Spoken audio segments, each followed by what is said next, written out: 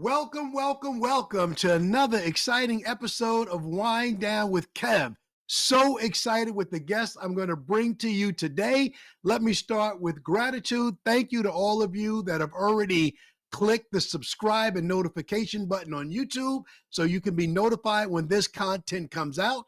And those of you that haven't yet, if you like the content we create today, please click the subscribe and notification button so you can be notified when this is posted everywhere. Okay, also have to give gratitude to my sponsors. Big shout out to Canopy Connect and Carol Media. Please reach out to them for all things digital that you're looking to do in your agency and your business. They are both awesome. And a big wind down with Kev. Welcome to our newest sponsor, my business partner, my banking partner, Wintrust Bank. With all of that being said, today I am super excited to welcome this guest. He is an award-winning all-state agent. He's won honoring MDRT, which stands for the $1 Million Roundtable, National Summit, Top Partnership Award. He's a great husband, father, all-around incredible person. Most importantly, he's someone I'm proud to call my friend. Give a warm wind down with Kev. Welcome to Sean O'Donoghue. Odo. My brother. Bless you. Welcome. Odo, I already told you the hardest part of this process, this podcast is going to try to sound professional and call you Sean instead of Odo, but I slipped up already. So there it is. How you doing today, my brother? You doing okay? I think you just call me Odo, brother. That's it. That's the friendship. That's the bond. So yeah, absolutely. Odo's just fine. And life is good. I'm blessed. My wife's well. My kids are well. My business is well. My teammates are well. So there's no complaints coming out of my mouth, sir. I love it. So let's talk family first before we go business. Catch me up on your son. The last that we talked, your son had an amazing senior year in high school. I think he went 100% on all of his field goals, and he had some opportunities. And I need you to tell me about your other child as well. So bring me up to speed on the family before we jump into business. So family-wise, Connor is he ended the season, his senior year, as the number one point after touchdown kicker points made in the country at the regular season. He went 81 for 82 on point after touchdown kicks. And the one he missed was because of a bad snap, but he still wanted to try and get it in the goal, even though he knew he shouldn't. But he's always wanting to go for one extra, so he missed that one. But other than that, like I said, he was number one in the country. So, and that was his first year playing kicker. So he's been a basketball guy his whole life. He started as a point guard, varsity, his freshman year at Ball High School, and until his junior year, the football coach finally talked him into his junior year coming to play football, and he was on all 5 special teams. He was the placeholder. And then over the summer before his senior year, the coach said, "Oh, my kicker graduated. I need a new kicker." And somebody said, "Coach, Connor's been playing soccer since he was 4 years old." So he said, "Come out here and kick this ball, son." And Connor kicked it, and he's like, "You're my kicker." So, so that's what he did. And he got a lot of D2 offers just because nobody knew who he was. He had some social media put out there. He participated in Cole's kicking camp, and but his passion lies in business, and he was accepted both into the University of Texas Business Communication School, and then was accepted into, or he was offered to attend Mays Business School at Texas A&M University. So right now he's at Texas A&M University in his freshman year at Mays Business School. I love it. Well, that's a winning outcome. And people, if I didn't say it already, Sean is from Texas. So we're talking Friday Night Lights, people. If you've seen the movie, we're talking Texas football. We're not talking Little Sisters of the Poor here at all. We're talking about the best football in the country. Argue with me in the comments. I don't care. I watch it. I know what comes out of Texas. So congratulations. That's a wonderful outcome. Please tell me about your other child that I didn't that we didn't have a chance to talk about. So let me know what's going on there, and we'll jump into business. So my daughter Reva is an outstanding human being, wonderful person. Has been in or has enjoyed theater and science her entire life. She's been in theater in over 12 different performances. Out of the 12 she was in, she's had a lead role or a main role 10 of the 12. Has even worked on a called the Polar Express. We have the Polar Express here on the island, and she had a lead acting position there, and is now at it's an arts academy that she's attending right now, and is studying inner arts and doing very, very well. I love it. I love it. Love it. Shout out to your son and daughter, and shout out to you. So I just shouted out Texas, but you mentioned that you're on an island. So I need you to educate the people about the island of Galveston, Texas. And for your American history majors out there, if the name Galveston, Texas sounds familiar, it should for a reason. Galveston, Texas is the reason we have the Juneteenth holiday. But in doing my research this morning and reading your bio and looking at the island, I'm like, oh, it's a whole separate thing. You got to get on the island. Maybe that's why it was delayed. But talk to the people about Galveston, Texas. So it's an island off the coast of Texas. It's 39 miles wide and 3 miles deep at its deepest point. Currently, right now, our population is around 60,000. It is a very eclectic community. It is, if I were to describe it, would be a lot like New Orleans in the differences we have in the population that's here from all over the world. And it's a beautiful community. It's very laid back. There are not many people that dress like this in this community. Um, it's a lot of people in this community are shorts, t-shirts, or shorts and fishing shirts and flip flops, and it's a slower pace. It's a wonderful island to be from. If you see below my name, it says Galveston Fourth Generation BOI. There are a lot of people that hang their hats on being a BOI, which means born on the island. So my family came over from Ireland in 1890. Nice.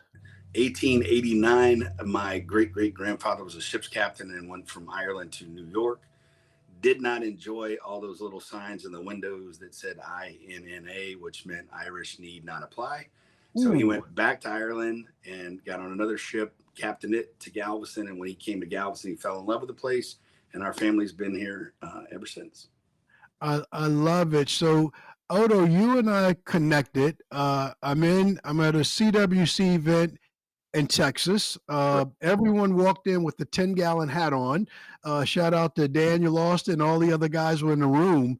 But you came in and we started talking about Ireland and singing Old Danny Boy, and we became friends immediately after that. So we are good. We even told the story of your name. So Odo, tell the people what you love about being an Allstate agent, because in addition to being fourth generation on the island, you are a legacy agent, second generation Allstate agent, if I'm correct.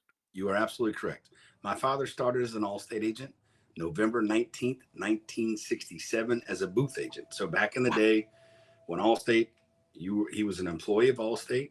He had a shift to work at the Sears booth. He was in the Sears store. There was a booth. They had morning and afternoon. And if you worked the morning shift, the afternoon, you were supposed to go out and about in the community and meet people and make sure to sell them insurance and talk about protecting their assets. And that's where it all started. He worked his way up. He was the first one to branch off out of the neighborhood office association package and opened his own agency, took over the EA package for those that are familiar with Allstate.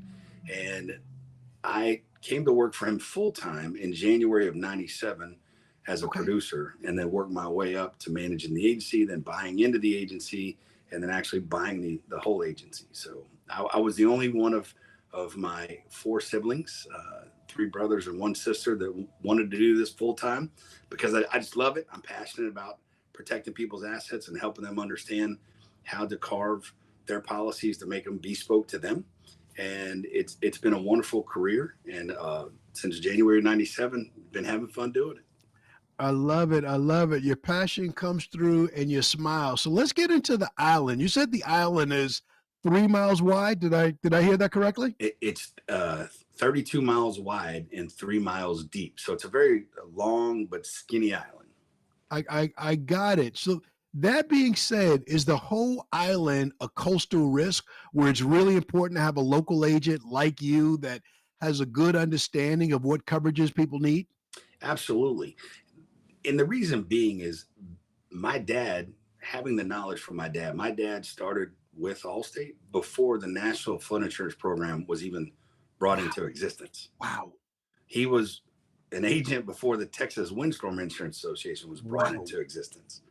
So I have an abundant amount of information that I learned from my dad. We've actually continued to stay abreast of all the new changes and all the details. There are some new agents in this industry that just don't have that knowledge from the past opportunities to be able to articulate to the residents in the area, hey, this is how you should handle this, or hey, when you're building this house, we give them good advice and understanding of, especially for those customers or those opportunities when they're building a brand new home, that a lot of times the engineers know some information, but we can also share on the insurance side, hey, if you were to do this differently, it can mean a discount in your premium, a greatly reduced discount in your premium, so that you would have better coverage for a lower price for a longer time because you're not planning on moving out of that house, right?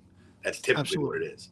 So it's leveraging those years of knowledge in communicating with our current customers and new customers whenever it's a new building or whether it's going to make adjustments to a building or even just purchasing a new property, giving them an idea of what's going to be more advantageous premium wise and coverage wise, and what's going to have more of an opportunity to have a loss than the other structure. Because there are areas amazingly on this island that, and you know what I'm talking about with flood insurance, are an X zone or the preferred flood Yes. zone.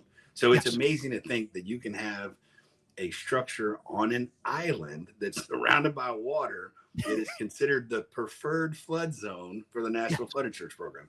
But we do have those areas. I love it. So, Odo, one of the reasons I'm doing this 50 Agents, 50 States podcast is exactly for that. I want to demonstrate the value of the local agent. That is very specialized knowledge that you have that a .com or a direct company just doesn't have. I'm sure you could think of a bunch of examples. If someone came to you with a declaration page from I bought it online, a 1-800 number, who knows, and they're really missing some of those key coverages. Absolutely. I could cite a bunch of opportunities where they just didn't put in the right information because they don't have the knowledge. They also don't have the ability. We have the ability to drive by and take a look at the structure. We have Yes. an ability to see where it is, to kind of articulate. I'll give you a perfect example. This is one that just popped in my head as we were talking about this. I had a gentleman that we insured his home, and the underwriting came back and said that it was in an A zone, which is one of the higher risk areas. The X zone Mhm. is, I mean, the V zone is the highest risk. Then we have A zones, and then the X zone is a preferred risk area. But they Yes. said, well, he's not in an X zone, he's in an A zone. I said, no, no, no. This neighborhood is one of the only areas that we have an X zone.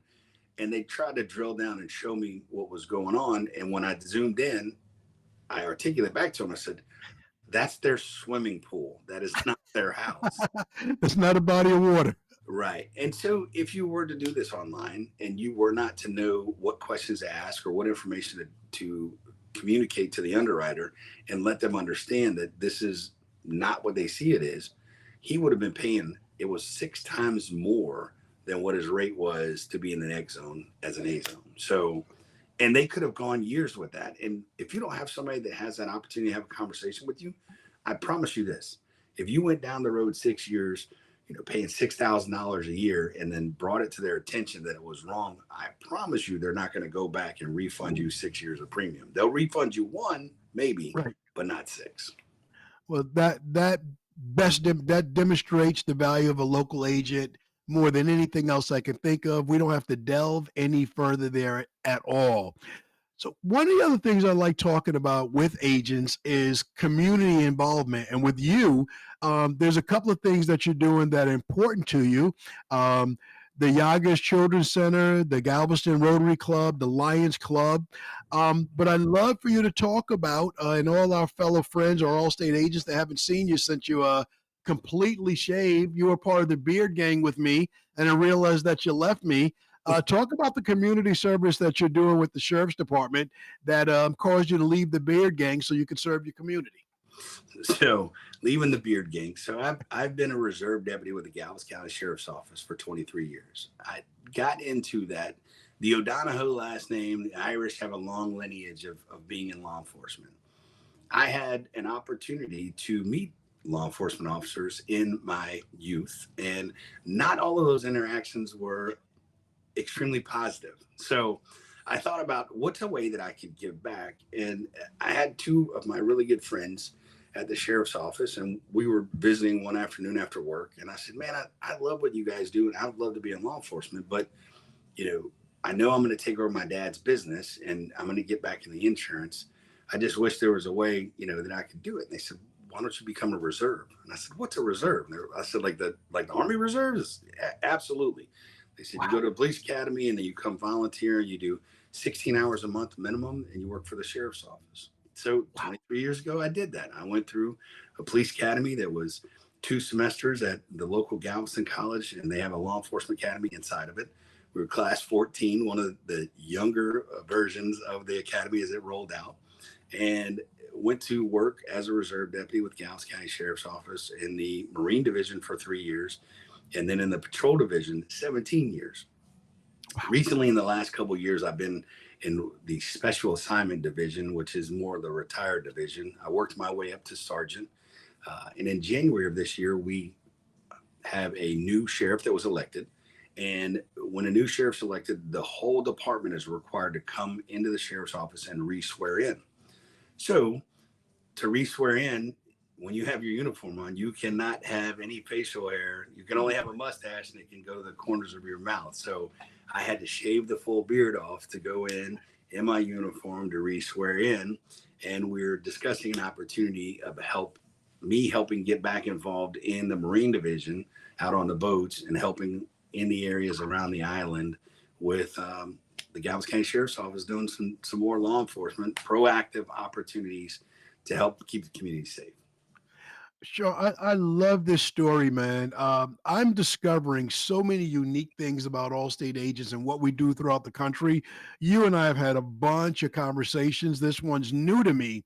Um, I do a lot with my first responders here in New York, whether that's the ambulance, the fire department, police department, and I refer to them as first responders, and we're second responders, right? When something goes south, they're first on the scene, but our job is to put people's lives back together on their worst day.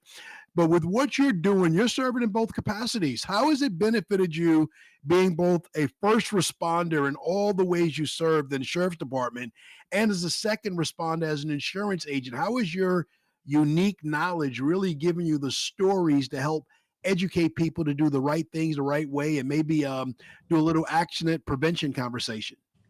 Absolutely. There have been many opportunities in both the Marine and the Patrol Division side. There have been conversations in the Patrol Division side of those who don't have insurance. There have been opportunities where I've had a traffic stop pulled somebody over. They did not have insurance. And it gave me the opportunity to have a conversation with them, explain what it means for them to be driving on the roadway without insurance and how that can impact the lives of others should they get in an accident, and how it can impact their lives if they have insurance and somebody doesn't. So it's been a nice opportunity to be able to bridge that conversation and educate individuals in a nice way to just say, hey, I just want you to be aware that this is the ripple effect of when you do something and when you don't do something. Right. So it's been helpful in that vein. I love it. And I love saying that insurance keeps the peace in the community, right? We get an offender bender, we exchange insurance information, we're good. Yeah. No insurance takes us to a place emotionally that we don't want to go to, and we've got to settle our differences differently. And we don't want any part of that. We want to do everything the right way. Man, brother, I love what you're doing. The Marine service, just serving the sheriff's department in general, but doing some of the stuff you're doing on the water it's priceless. I can imagine that many parents in the community would just love the opportunity for you to talk to their children and pull their coat a little bit so that their interactions with law enforcement are more positive, especially if they're going a little bit to the left or to the right. I have had many of those conversations, and the the baseline of that conversation is, as you are now, I once was. As Yes. I am now, you soon shall be. So it gives me the opportunity to say, hey, look, man, I wasn't always in this position. I wasn't always a police officer. I wasn't always a business owner. I was in a situation where you are right now, and letting you know that those little decisions you make are going to make a big difference in your life. You know, Yes. I have a coach and mentor told me, he talks about, little hinges swing big doors. If you think Yes. about any door, it's a 6 foot tall door, right? And then there's just three little 3 inch hinges. So that's 9 inches of hinges that swing a big 6 foot door. So it's having those opportunities and having those conversations when you get those opportunities to be able to share with somebody that just keep making one right decision and the next Yes. right decision. It's those little decisions we make every single day that build up to the person that we become and the person that we are able to present to the world to say, hey, let's live a good life. I love it. I love it. I love it. Let's go back to Galveston a little bit. I'm slightly aware of a few hurricanes that have hit Texas. What's the big ones that have hit Galveston? So the most recent and largest was Hurricane Ike. That was in 2008, Okay. September 13th, 2008. And that was devastating to this island. This island at that point was almost to 90,000 population. So the island was absolutely growing and doing very well. But 75% of the island was impacted by that hurricane. And that was where they started looking at hurricanes on a wind rating and then a storm surge or a flood rating, because that hurricane was a category 2 wind event, but it was a category 4 storm surge. The island was damaged not from the water coming on the front side from the Gulf, but the water being pushed around the island in the tributaries and the bays behind the island. And then once the eye of the storm passed over, the release of that water coming backwards, we actually were flooded from the backside of the island, not the front side. Wow. And that's again unique local knowledge for everyone listening. The categories are determined by the miles per hour, the speed of the wind, and then the water. And when those determinations are made, that dictates what's covered, what's not, what's your home insurance policy, what's your wind, what's your flood. So that's phenomenal. And that resonated with you so much. We didn't prep for this. You pulled the date right out of the top of your head. You'll Oh, never it's forget that date, I'm sure.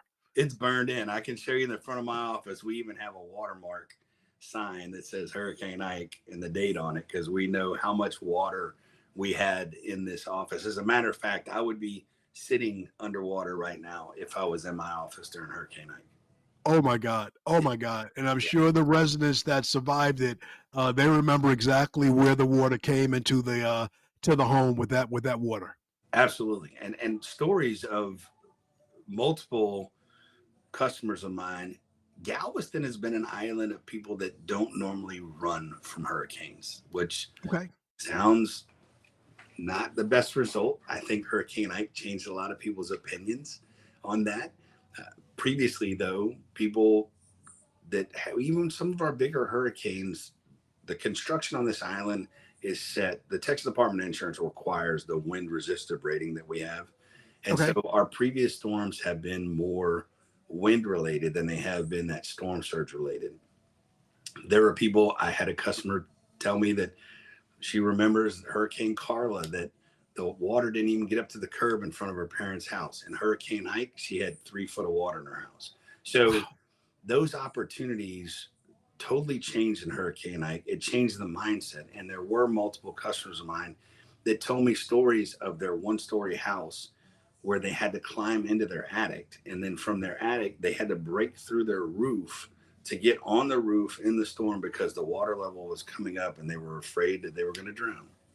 And so it allows me the opportunity to share those stories because of the customers that I have, the things that they've lived through, and give those opportunities, those conversations to people and say, hey, look, when they say evacuate, please leave. Just Yes. that's why Yes. you have insurance. That's why we're going to Yes. write insurance for you. And we're going to have, and it's going to be a slow process. That's the other thing Yes. I learned from Hurricane Ike. We have become an instant gratification society. So Yes. we expect to drive on one side of a building and tell somebody an order of what we want to eat. And we expect to drive around the other side of the building a minute and a half later and have everything handed to us. We love going on Amazon and have Amazon Prime, and we order something and tomorrow it's in our mailbox. So Yes. we have become so used to instant gratification. We have these cell phones that we have, sitting next to us, and we can instantly pull up information. Anytime you go through a catastrophic event, think about hitting the slow motion button and everything slowing way down, Yes. because the opportunity for, first of all, the infrastructure, right? They've got to clean out the debris and the problems and everything that's going on. Then if there's any damage to the water, the sewer lines, the power lines, is those things have to be brought back online before people can get in their homes. And that's why the insurance does cover if there's any damage to those, even though their house was had a little bit of damage, but because of the time delay to be able to get into it, the insurance companies look at that and they understand safety first. So Yes. if the area cannot take all the inhabitants coming back immediately, there's going to be a process with that. They've got to get the plumbing, the sewer, the electrical. They've got to get everything up and running. And our thing in Hurricane Ike is because we had so much flood water, the electric company had to come out and certify all Yes. of the buildings to make sure, because the plugs were going underwater. I know you see a plug up there, but that's the Yes. building that they used to own. This building, there was a TV up there. That's why that plug's up there. There used to be a TV system up there, but all the plugs on the majority of the island went underwater. So you can't just like go back into that home and they can't just turn the power on, because No. then you could have a fire. So it's those things that we don't think about, those processes that are in place, those things that slow it down. If you were working with a 1-800 number, they wouldn't know to tell you that. They've No. never experienced that. They don't understand that. Only somebody who's been in the community, lived, breathed, was a part of that process, has that understanding, is going to be able to articulate that to you to say, hey, pump the brakes. Let's take our time. This is going to be a process, and I'm going to help walk you through this process step by step by step.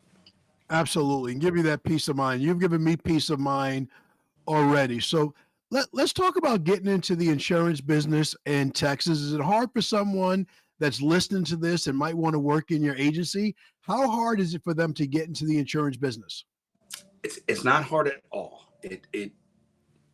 You can take a 3-day class from one of the insurance licensing providers, and then on the fourth day take the test to get your license. You can get a license that quick. I know other states it takes a lot longer, but you can get licensed in the state of Texas in 4 days with a Wow. good class. You could do it online and fast track it, and possibly could shrink it down to 2 days.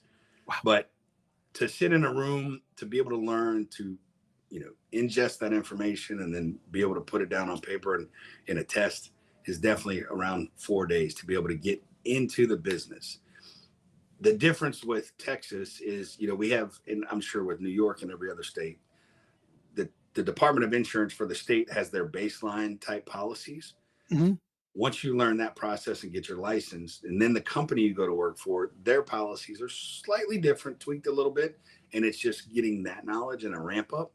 So, but to get the point of entry is very quick. I love it. I love it. The process seems you can change your career and change your direction in a week. If you are hiring right now in your agency, what kind of people are you looking for to join you? So the beautiful thing about the insurance industry is a majority of what you do is on a business level and business time frame. So Monday through Friday, 8 to 5. There are some people that are really hustling. They're working nights, they're working weekends. In the sales side of the insurance business, the people that I'm looking for to bring into my agency are self-starters, people Yes. who are constantly learning. In 2006, I realized I was going to take over the agency from my dad, and I'd learned a lot up to that point and realized I knew nothing. So I went back to school. Obviously, the reason why you and I met, Craig Wiggins coaching, right? So Yes. I invested in an opportunity to learn from others that have done it better than me. That's the type of person that you want to be your agent in this industry, Yes. and you want to come into this agency. So into this industry. So you want somebody who's a self-starter. You want somebody who enjoys a fast pace. You want somebody that, or I want somebody that is loves knowledge and has a thirst to learn more about how to be better, even if it's 1% better each and every day. That's the type of people to be in this business. And the business, you can earn as much as you want, as hard as you Yes. want to work. And it's really not that difficult. And I'll give you, I've given this story to many people that I've had the opportunity to interview and talk to. One of my most favorite days was with my son, Connor. We were at a friend's house, and he was in the swimming pool with his buddy and the dad. We were sitting there talking, and we had another dad come over and brought his kid, and the three boys are out in the pool. They're swimming and playing around, and we're in the backyard, and we're sitting there talking. And the third buddy that came in goes, I've really been wanting to talk to you about my insurance. I was like, Yes. okay, well, let's do it. And he said, well, we can schedule an appointment this week. I was like, this week? We're here. We're, Yes. Now. we're cooking burgers. We're hanging out by the pool with the kids. So I went and got the laptop and helped him with his home insurance, his car insurance, his boat insurance, his jet ski, and his personal umbrella policy, all by sitting by the pool, hanging out with my kid. It was awesome. Like, that is a great, great way to earn a living. No, I completely love it. So let's talk about this that you're able to do now because the technology allows you to Agreed. do it. Agreed. When you flash forward, when you flash back to '97 to how you're doing business today, how much has technology changed in your office? How much are you doing digitally where you can do things like that with customers, or how much are people following you online? You got a great social media presence. How important is it for you to be digital today and enable people to find you online and know how awesome you are to deal with? It's a game changer. It's a game changer. I'll rewind back to when cell phones first came out, and I recall my dad and I playing in a golf tournament. It was a fundraiser for a local charity, and we were playing in the golf tournament. And this is when I didn't own the business. I was an employee, and I was, there with my dad, and I was getting frustrated because there was a lot of people, and this is back in the BlackBerry days. So there's a lot of people on their cell phones, right? And it was slowing the pace of things. And I told Yes. my dad, I said, I said, this is ridiculous, man. We're out the golf course. We're here for a charity event. We should be able to do this. And my dad looked at me and goes, son, if they didn't have those Blackberries, those phones, they'd have to be in their office. And they wouldn't be here being able to donate to this charity. And I said, wow, I didn't think about that. That was Yes. an aha moment as I was learning growing up. So the digital opportunity is huge. Again, like I said, that going back to my son's story with sitting by the pool, with that opportunity now with a cell phone and a laptop, you can pretty much work anywhere, and you can learn as quickly as you want to learn. You can learn on nights and weekends if you want to download information. Information is at your fingertips, where before, you had to come in. A lot of people don't know All Star and the old school DOS based systems that we used to have, or even go back to microfiche. Luckily when I started here, it wasn't microfiche. It was the All Star with the DOS based system, but you were tethered to your agency, where now you're not. You have access. And the beauty of, like you said, the social media with Facebook and Instagram, we also have groups within those social media groups where we can learn faster. So it's imperative to be very knowledgeable about tech issues, to learn a lot about social media and that presence, and then learn about AI, because that's the next thing coming down the pipe for sure. So, uh, you know, sharpening the saw on those things are something that absolutely will put you in the top 5%. No, I love it. And we're friends because we walk in those rooms together. So for an agent listening to this that maybe is not part of CWC or any other networking right now, what would you say is the importance of going to events like the Texas Leaders Forum that's coming up, or CWC events, just so they can build a network of friends and mentors that can keep them on the right path? Because being an agent alone in a small office with a couple of people can get pretty lonely pretty quick. So, what would you say is the value of them getting out of their office and coming to networking events? It's crucial. It's crucial to your growth. It's crucial to the opportunities to learn. And in that discussion, as you just said, if I'm an agency owner, bring a team member, bring Yes. as many team members you can, and Yes. then challenge them to meet other team members that are there that are in similar situations to them, and also challenge them to meet other people there that used to be in their position but are in the position that they want to grow to, because that'll give them the opportunity to have the idea. That will give them the opportunity for the conversation to learn how to bridge that gap and move to the next level of where they want to go in their life and in their career. I love it. And I've seen you do that. So you are practicing what you preach. We're coming in, we're circling the airport, getting ready to land the plane on this podcast. With all that you're doing in the agency, all that you're doing with your family, networking, community involvement, and everything else, how do you wind down at the end of the day? Right now, at this point in my life, my winding down at the end of the day is I go home, my wife and I have a meal together, we have a conversation. Sometimes we're lucky enough to have a meal with friends. As I said, since my son's in college, my daughter's in the arts academy, it's actually a boarding school, so we, as of January this year, became empty nesters, so I'm Wow. still figuring that out. So my nighttime routine has changed, but mostly I wind down, number one, with my wife, and then other opportunities are with friends or family. My dad and I are still very close. He still, at 82 years old, still comes in the office at least two to God three bless him. days a week, comes to God check bless him. on us. And so he and my stepmom and I'll grab dinner, or I'll go see my mom and grab dinner.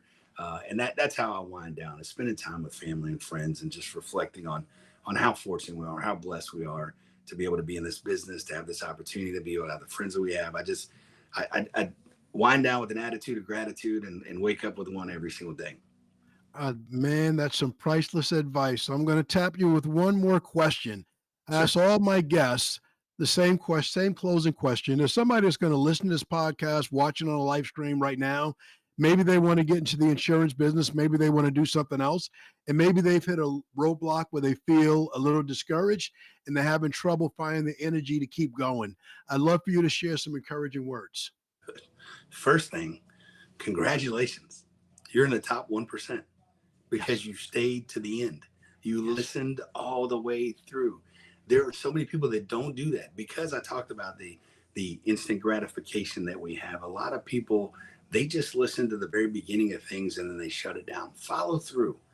Process that all the way to the end, whatever it is, whatever you're working on, make sure you work all the way through it. And then really reflect on, understand, just like you, I, my wife, our family, every human being on this earth goes through those cycles, right? Those ebbs Yes. and flows of when life is great and then life is not so great.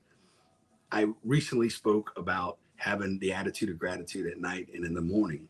Do I always have that attitude every night? Do I always have it every morning? No. But do I do everything I can to put my mindset in that frame to understand I am truly grateful? I am a much better position today than I was yesterday and the day before. And there are times when I woke up and I was not in a better position that day than I was the day before.